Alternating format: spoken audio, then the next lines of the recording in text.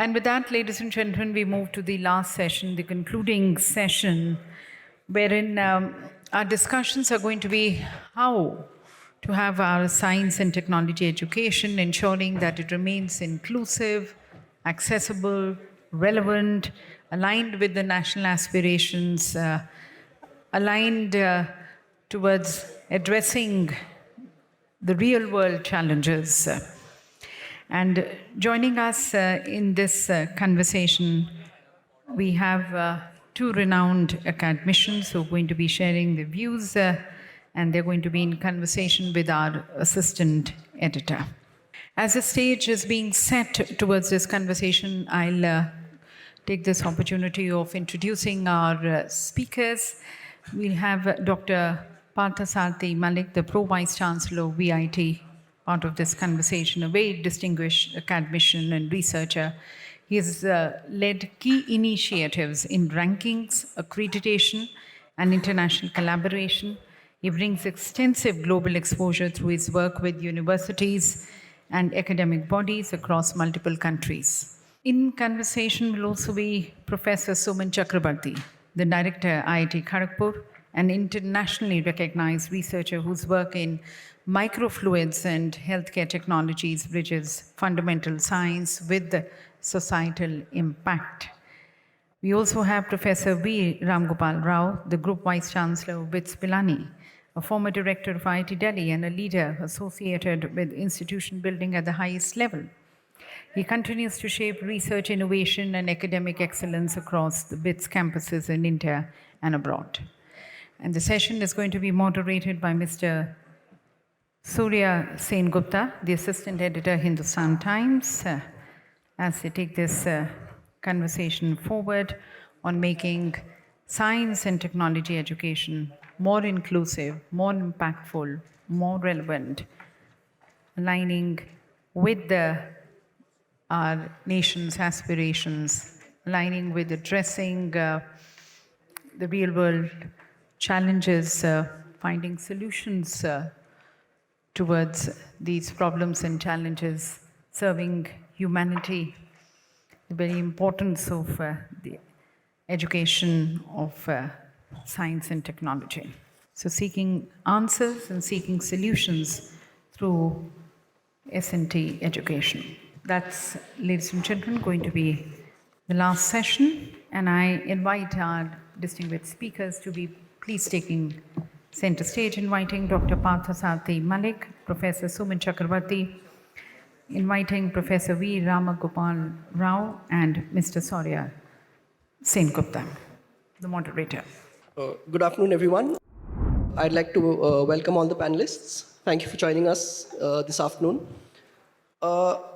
Today we are talking about inclusive science and tech education. With this, I'd like to start first. India produces nearly more STEM graduates than nearly any other country in the world. But the number of these graduates, especially the number of students in our premier institutions, often excludes certain groups. Women are underrepresented. People from marginalized groups are often underrepresented. What do you think India's premier institutions, such as yours, can do to sort of start bridging this gap? We can start, however. Professor, we'd like to go first. Thank you. So, I think, it is indeed a challenge. It's not because, many girls are not able to qualify these exams, whether it is IITs or even BITS Pilani. In BITS Pilani, our girls' percentages in the undergraduate classes is about 10 to 12%. In IITs also, it used to be the same, but then IITs introduced the supernumerary quota, right? Because they found that a lot of girls who qualify JEE advanced examination, right, don't join IITs. Because, if all girls who qualify JEE advanced exam join IITs, the percentage would have been 20%. We did a study during my time at IIT Delhi. We found that out of the 20% girls who could have come to IITs, only about 8% come. Remaining 12% join a local college, because parents say, why do you want to go to, some remote IIT? Instead, you can join, let's say the local college kind of a thing. That was what was happening. The dropout was almost 12% after qualifying in JEE Advanced. So IITs, after looking at this particular issue, started a supernumerary quota of 20%. And now in all IITs at the undergraduate level, there are 20% girls. So that has happened now. In BITS Pilani, since we don't have any such things, so we are encouraging more girls now through scholarships.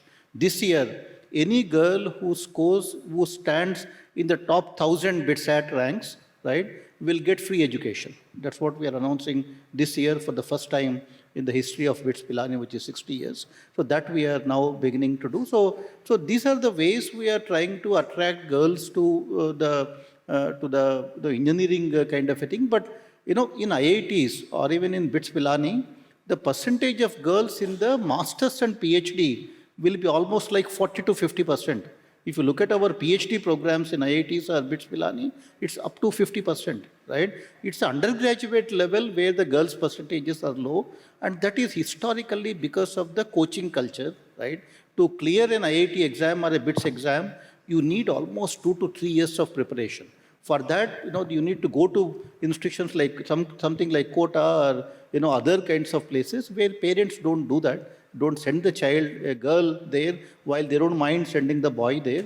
So these are the reasons. It's not that there's no other reason actually. The coaching culture is what makes the girls' percentages drop at the undergraduate level. But overall, if you look at IITs or BITS, it's up to 40% now, the girls. So. I'll come back to the coaching bit, but Professor Chakraborty, if you could please wait. About the coaching.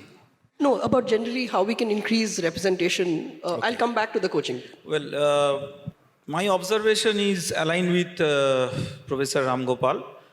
One more aspect that if we look into this in a more granular way, there is a significant difference in distribution of the girl and boy students. Of course, one, the undergraduate and the postgraduate level. The other is maybe non-IIT or non-apparently those elite institutes where a lot of coaching or other financial aspects are involved towards supporting a child for getting the admission. So if you look into some of the institutes where these factors are not important, you will see that the girl student proportion is quite high.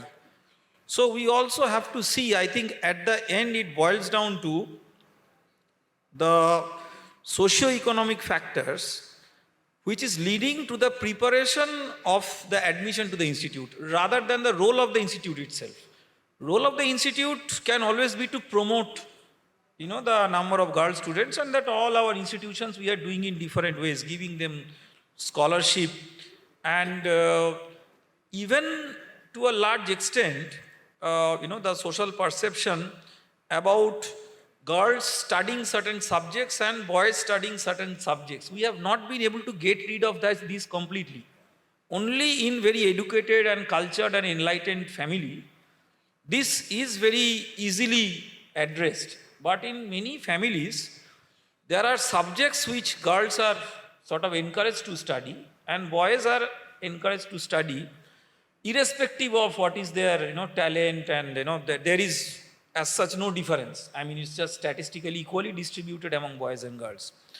So some of these factors, my main emphasis is, some of these factors, rather most of these factors are not within the control of the institutions that many of us are representing. What we are doing is addressing the after effect. That means whatever is the situation, according to the situation, whatever is happening, we are trying to enhance opportunities through that.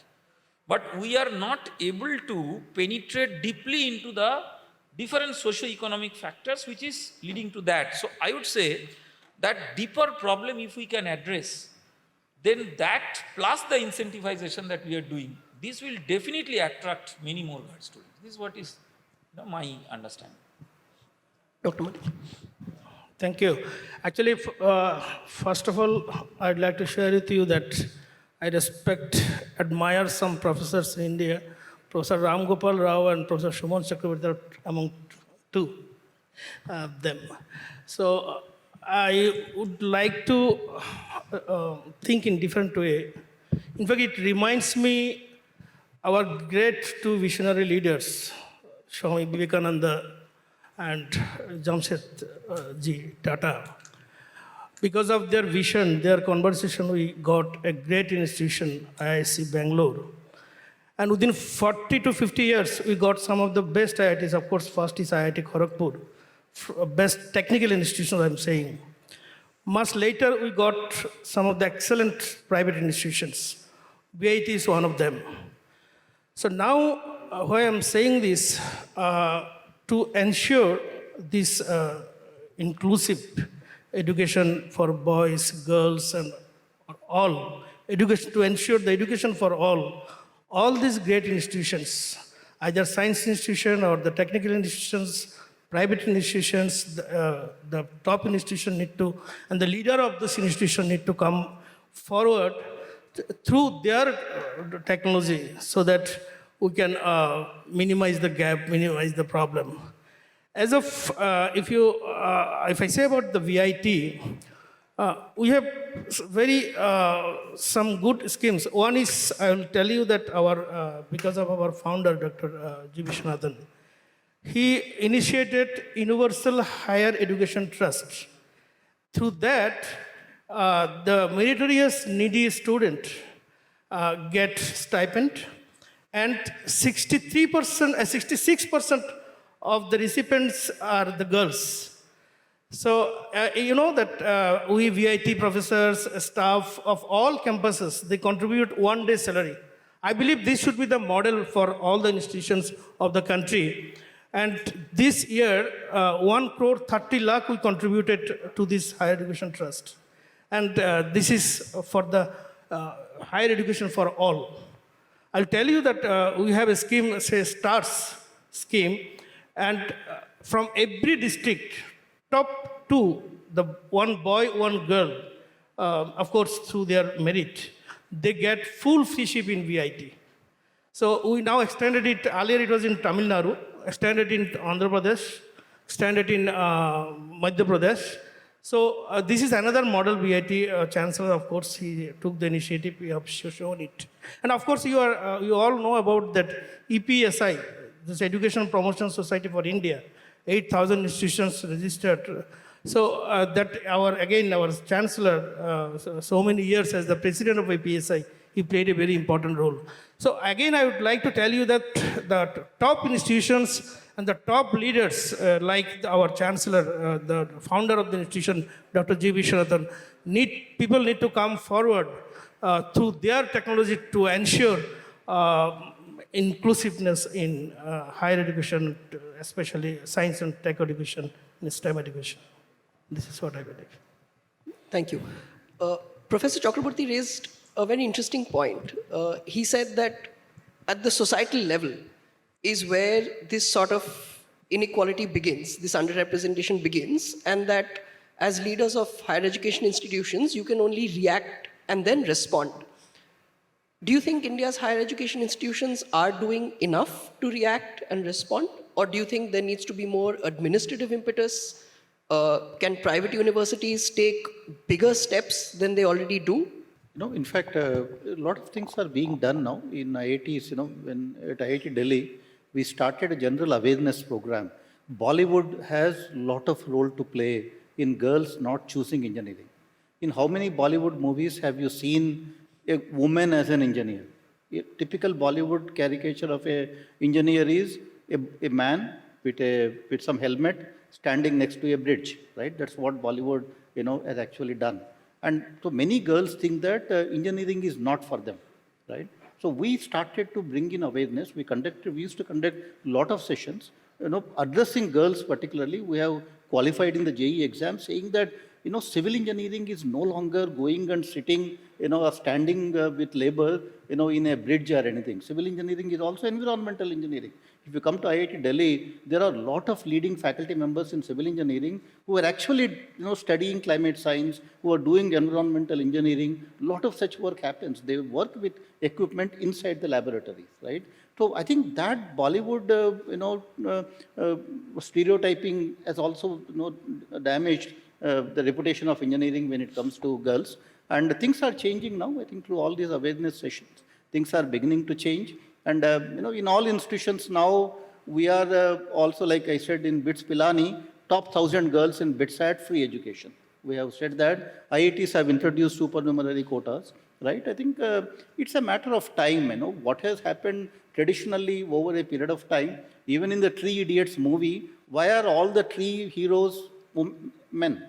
Why is there not a woman, right? So I think, we, without even realizing that, we internalize that engineering is for men kind of a thing. And that is what girls also unfortunately carry as an impression about engineering, which is completely wrong. Girls actually do very well in the engineering disciplines. And I think that is a fact that we need to drive home about. And hopefully time will come when things will also change slowly. Do you think governments or private institutions can do more? See, I mean, the act of doing more is important, but the act of advertising what we are doing more is not that important. So most of the times what happens is, what I see is that percolate deeply into that, whatever is the mental makeup is more important than actually making a special show on girls and taking 10, photos of that. I think the greatest challenge is that most of the times we show things and do less. And where it matters, I will tell you, just observation. We have biosciences, we have bioengineering, biotechnology, etc. If you just see the nature of the students and researchers, these are absolutely overlapping. Nowadays, you cannot make distinction between what is this, science, engineering, etc. But you see a major skewness of girl students in bioscience and more bias towards boys in the technology and that thing. So where from this has come? Because, we can talk about I am a mechanical engineer. When I studied mechanical engineering, at that time we did not have even one girl student in our batch. And the logic was given just like this, that you have to, sort of toil and make your hands dirty and very difficult to work with machine. And many people realize that there are many mechanical engineers who work with simulations, never actually, do their, make their hand dirty. So it's not a question of, that what we can do. What I am stressing on is that, of course, we can sensitize, but the people who have to accept that sensitization are typically, the parents or, the peers, who are to encourage the girls for equality. They don't have to encourage the girls for more. And bringing in quota is something, it has a flip side. It shows that as if, they are like disadvantaged, this and that. So the most important thing is to practice equality in all respects, in thought process. That there is absolutely no difference between boy and girl in terms of their social, economic and educational upbringing. If we have somehow mechanisms from higher education institutes, from schools and from government or anyone to address acceptance of this sense of equality at all levels, then we don't have to do it forcefully. Dr. Mallick? Yeah, true. It is all about mindset. I see many people still believe that probably girls cannot do that. It is not correct at all. At least my long experience says that. Sometimes you see that girls are doing better. So it's also the mindset of the leaders, policymakers. Very good to see that the government of India is very liberal and taken a lot of steps towards this for the improvement. And you see in our institution, Vice Chancellor is a lady, our registrar is a lady. In fact, last year, you know that we converted one boys' hostel, we had to the girls' hostel because number of students coming, girl students are coming more in the campus. Probably they are thinking this is a secure campus, and leaders here strongly believe that it's immaterial who is boy or girl. That sense of equality, what sir mentioned, we all leaders, we have and we practice it too. So we practice in the campus, and that is why parents probably believe that this is the campus where I should go. My daughter should go. This is it. I'd like to come back to something that Professor Rao alluded to in the beginning. He spoke about coaching cultures. And to that, with that, I'd like to talk a little bit about pressure on students as well as faculty. But first, students. Colleges and especially premier institutions are competitive places. This is undeniable. As a result of this, dropout rates are fairly high in some colleges. As an Indian average also, you hear a lot about suicides, right? They're frighteningly common. How can colleges reconcile the demands of higher education with the pressures that students face in the modern world, especially from before college begins with sort of coaching culture and so on? No, there is actually, a lot of interesting data which unfortunately is not publicized enough. In IIT Delhi, we did a study, 15-year study, right? We took boys coming to IIT Delhi, girls coming to IIT Delhi for the 15-year period. We looked at how are girls performing with respect to boys, right? The data clearly showed that girls outperformed boys by 1 full grade point average, meaning the average for boys is 7, for girls it is 8, which is a significant difference in the IIT system. And many girls enter with slightly lower JEE ranks, right? But they actually outperform boys. If you ask me, the easiest institution to run today, is, if you look at even the suicides and all of that is happening in the country, somebody should actually study that, the gender kind of issues, even in the mental health problems. It's not the girls, it's the boys, right? So I think girls cope up with this pressure much better. And they are also less distracted, fortunately, in our campuses when it comes to academics. And, most of the times it's not the girls who are a problem. Once they enter, many of them actually do very well compared to boys and all of that. I think the mental health in general is a big challenge right now, but it's not a problem associated with girls. It is a problem associated with boys. If at all we need to do something, we need to do it for boys. And if they are like girls, the institutions will be actually much better. So then for boys or for men, what would you do? What would you suggest? So that, the problem of mental health is a very complex problem. It is, the society, right? It all starts with the parents, right? I know parents who haven't spoken to their child for 1 full year, right? Saying that you should have studied harder and got that branch, but you got this branch. For 1 year, the father did not talk to the child, right? And so many children, why do you, and these 1 crore packages, right? I mean, that is the one where the pressure actually starts. At IIT Delhi, we made a rule. In fact, I even request Professor Suman Chakraborty also to do that. We made a rule that IIT Delhi never advertises 1 crore package information, right? Many colleges, including IITs, talk about this many students getting 1 crore packages. That percentage of students who get that 1 crore package is, 0.5% or 0.2%.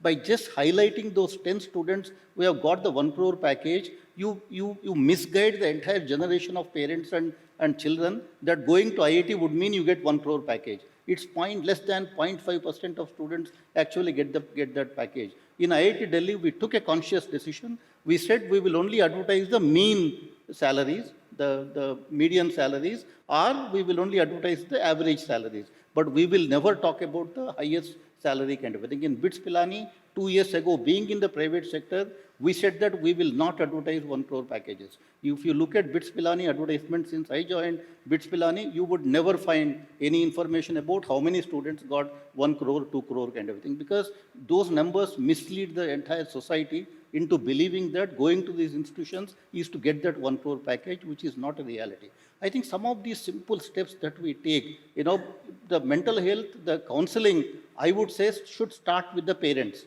In BITS Pilani, starting from this year, we are beginning to counsel the parents first before we even counsel the students. So it has to start with the parents and then it has to go down to the students right now.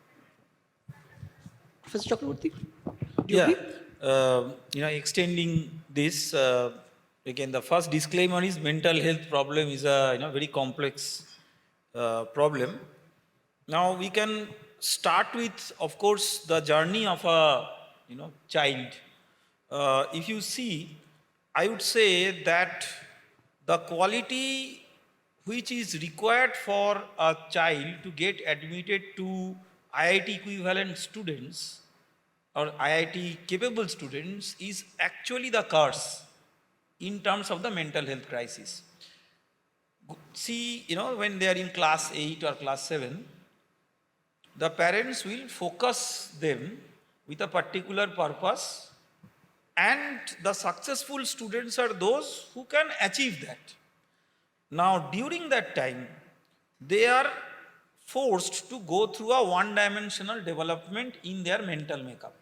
The one-dimensional development is how the coaching education, or the education given by the coaching center, I should not say education, the lesson given by that is not education, lesson given by the coaching center can be translated to exam performance. Now, when the same child comes to, say, IIT, with that index as a success, the child comes as a great star. If you go to the villages, you will see that the people who have cracked IIT, even why villages, even small towns or even big cities, big hoardings with their photographs like almost film stars. So they sort of have a glamorized way of getting into the system.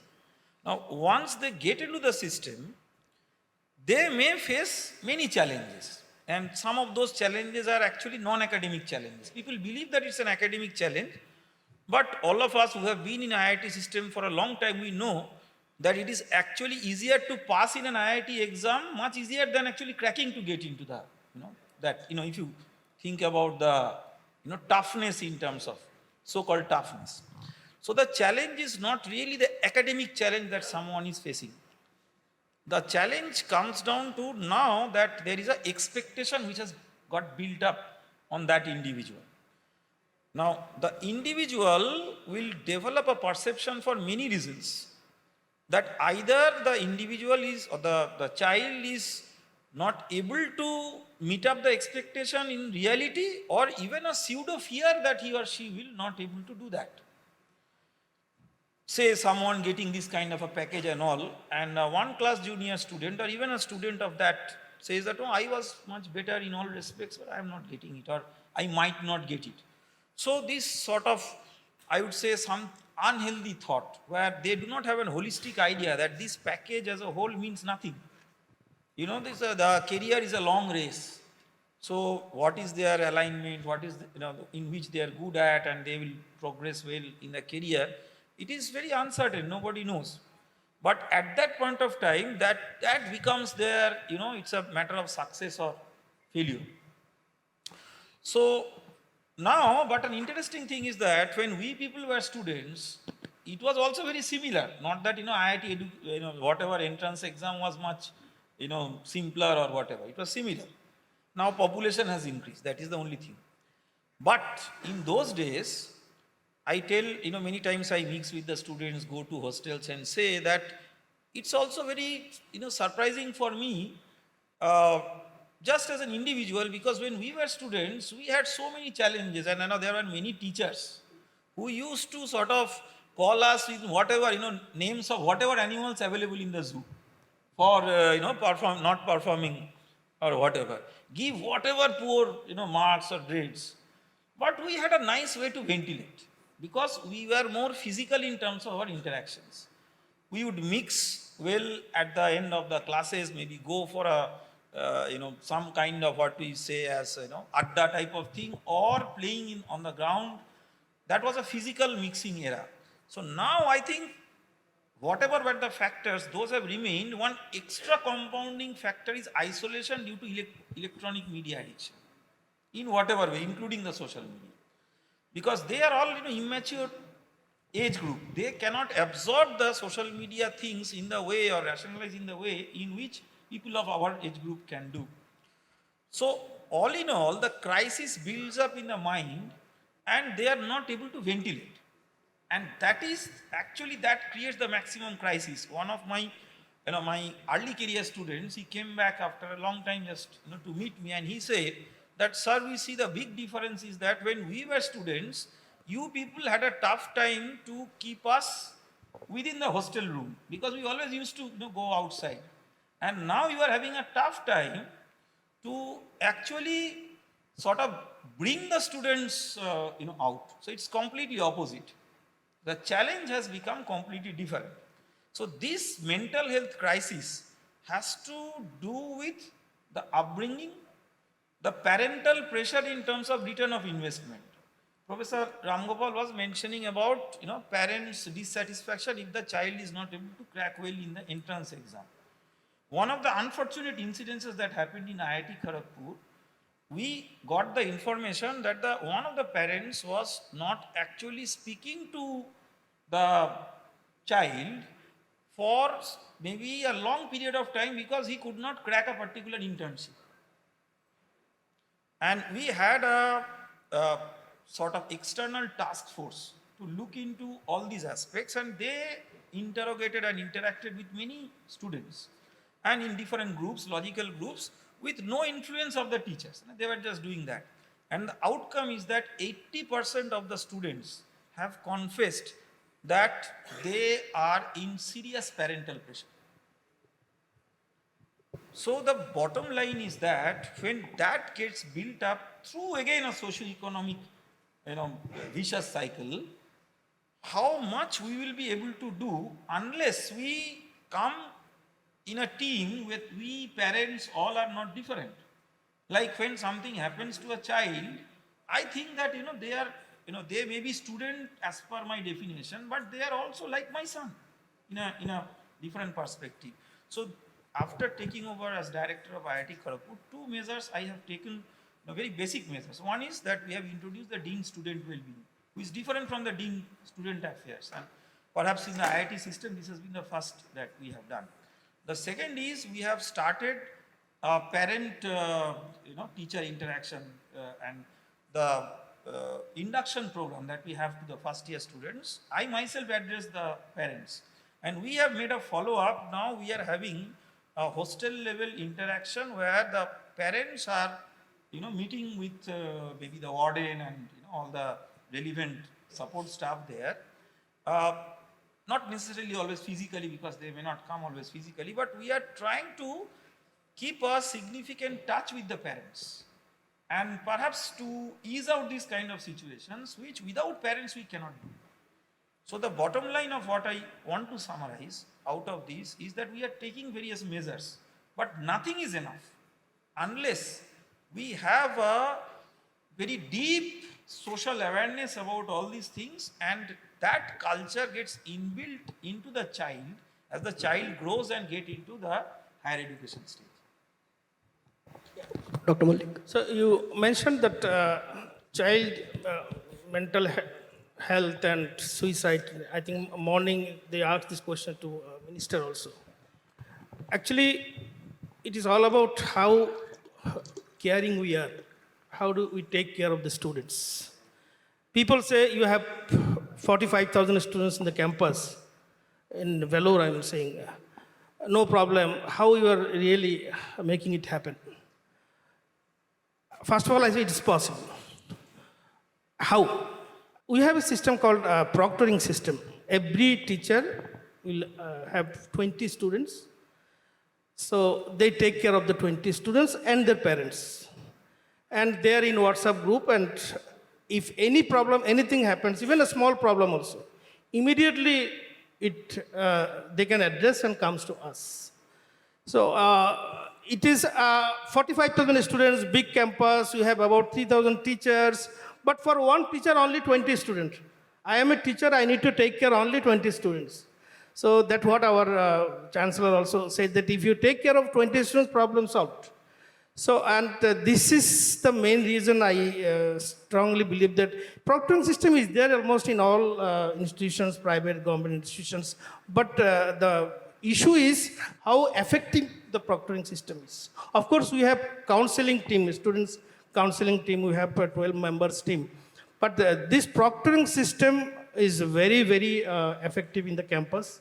We truly care of students, and probably that is why our 45,000 students in the Vellore, they are fine, and students feel that that is one of the secured campus and best place for learning and teaching, along with the other institutions, top institutions. Professor Chakraborty also spoke about how when he was a student, you would go out, there were physical interactions. One of the questions that I wanted to ask later on, but I'll get to it now, is that in the post-COVID universe, the in-person is a thing, but the digital is also an extremely important part of education. The hybrid model has changed what we thought of as the classroom and indeed the college, the university. In this space, how does education, or how do educationists such as yourself, how do you come to terms with this digital space, and how do you also make it, because we're talking about access and inclusivity, how do you make it inclusive? How do you make it accessible for everyone, especially in a country like ours? I think technology is a great leveler. Technology doesn't care whether you are a boy or a girl. So I think technology will always be something which we should adapt more and more if you want to bring in that parity everywhere. In fact, a lot of things are being done. If you look at, there is a IIT program called Professor Assisted Learning, IIT PAL, right? Entirely funded by Ministry of Education. IIT Delhi was coordinating it. We took it up as a project during my time, where we made available, NCERT from the textbooks. We, had faculty to do the coaching, right, for the entrance examination, and completely free. All lectures are available online. 200 hours of lectures each on physics, chemistry, maths, and biology available for free. The question answers are solved by the JEE toppers within the universities, and then essentially sitting at a remotest place in a village, right, in the country, a girl going through the IIT PAL, right, IIT Professor Assisted Learning Program. These are the same people who set the question papers also. And going through this IIT PAL program, can you get admission into IIT? That was a challenge that we took up using the technology. The program, I am out of IIT system for the past 2.5 years. I don't know what's happening, but these are the ways we need to do that, right? I mean, if IIT PAL is something we need to strengthen further. The people who set the question papers should also be the ones who will actually train the students in these examinations. That can be done very effectively today, using the technology platforms. And I think these are the platforms that we need to strengthen and to overcome the coaching kind of issues, right? And that will be a great leveler, when it comes to, it's so when you say the socio-economic issue, it's not about boys and girls too. The rural areas versus urban areas, English versus Hindi, and the local languages versus English. There are lots of such challenges, and to the technology now, using an AI tool, you can actually prepare much better sitting at home than going to Kota and staying away from parents for 3 years kind of thing. I think this is something that we need to strengthen further. Yeah, I mean, I completely agree, and because the AI issue, came up. So with the technology, another angle of education which has come up, and typically with AI more coming into every subject, is the loss of relevance of the old style of learning. All what it means is that, let me give you a simple example. Traditional question paper, what is asked in a BTech level in standard exam, not a very tough exam or that, you give it to ChatGPT. or any such other generative AI framework.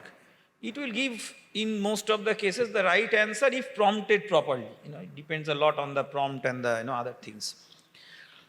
So a student may ask, then what is the need of me going for 4 years of study where the answer is given like, in this way? And there is a legitimate aspect of that. What the student is missing here as a point is that it is not anyway the content that is going to carry the student further forward. It is the analytical power, or I would say that the capacity to learn things in a dynamic circumstance. So the importance of education in terms of not learning the content, but preparing, to navigate through the complexity of learning as things keep on evolving. So that nature of education, inculcated through our curriculum and all, that is also another challenge that has come with the availability of the modern technology. And if we cannot address that properly, and this is high time that we address it properly, most of the times, because of many factors, whatever we think of curriculum change, at the end comes down to old wine in new bottle with some adjustments. And the major reason is that who are driving the curriculum? The people who are trained with traditional knowledge are only driving the curriculum. So they cannot get rid of the kind of mental makeup that had made them, educational, decision makers. So somehow, I think a major challenge which needs to be addressed is to leave all kinds of thought prejudice and come up with a kind of education which will enable the students to navigate in the dynamically transforming thing, where in our era, whatever we have learned had remained relevant for at least some decade. Now, whatever they're learning in a third year or fourth year, maybe when, in another 6 months, a new, type of skill will be required. And this will be always there. There is no way to escape from that. So that aspect being taken care of through technology, I think is going to be another important role that the technology will play, in addition to being the leveler of learning across rural and urban haves and have-nots, not just boys and girls. Dr. Mallick, do you agree? Yeah, very true. Actually, technology is the solution. In fact, 3 days back on 16th, Professor Mongi Bawandi, the Nobel laureate in 2023, he came to our campus and he said that, as you know, that his invention is the science of quantum dot. So his invention taken by Samsung, and they developed this quantum LED, and QLED are in the market, it is reaching to us.